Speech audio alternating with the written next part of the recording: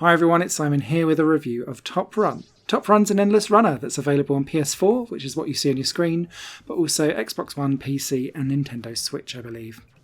This game heavily rolls into the aesthetic of Vaporwave and Synthwave from the 80s, and I really love it when a game just really nails an aesthetic and goes all in. There is no stone left unturned for trying to get that proper cringe 80s vibe that it's going for, and it's so much more of an enjoyable experience in game as a result of that. It fully embraces the colour and cringe. As an endless runner though, it's quite straightforward. You'll just constantly run forward from left to right on your screen, and you'll need to constantly dodge obstacles to see how far you can run. With that, you'll be collecting pixels as you go along, and pixels act as currency.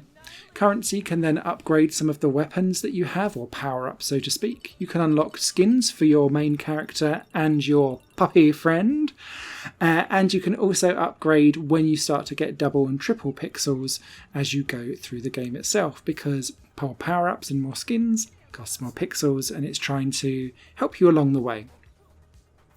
As you play the game, you'll start to unlock different difficulty levels as well, as more and more complicated characters come in to try and block your path, so to speak. And it's this wonderful mesh of 80s and 90s cringe. So you can see people dancing with Walkmans, you're throwing floppy disks, people are talking in phone boxes, trapped, trying to help you out for friends for like big power-ups. And it just all comes together and really just mines all of that 80s culture.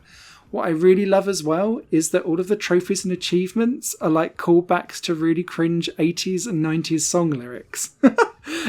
It's just really well done. You can see that the developers are absolutely mining a goldmine of ideas and have put all of them to really good use. On the side of that, you also have your own apartment, which as you level up through the game by completing objectives, you'll be able to earn furniture to pop into your room, and there's a little arcade in there with a Space Invaders knockoff.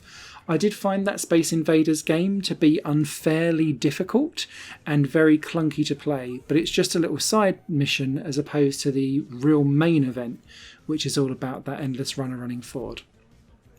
The game continues to try and offer new things to keep you playing, and it normally does that through the XP and level up facility that you have for completing objectives.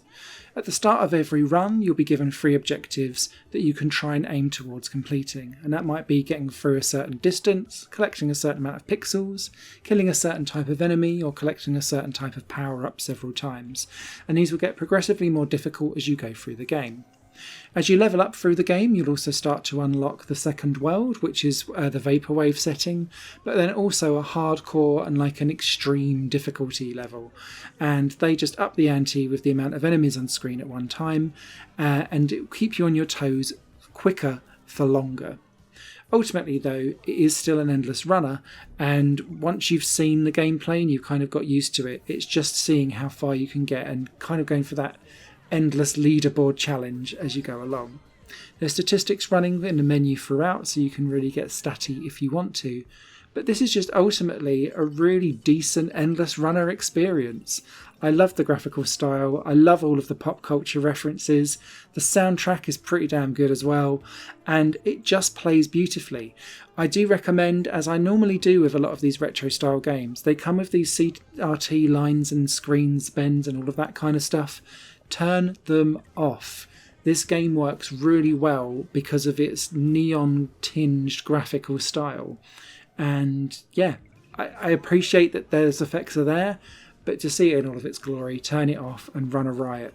I particularly love doggo mode, where you have to quickly run and collect all the pixels whilst various dogs just fly beautifully behind you. Top Run is out now. Go grab. A review is over on higherplanegames.com as well.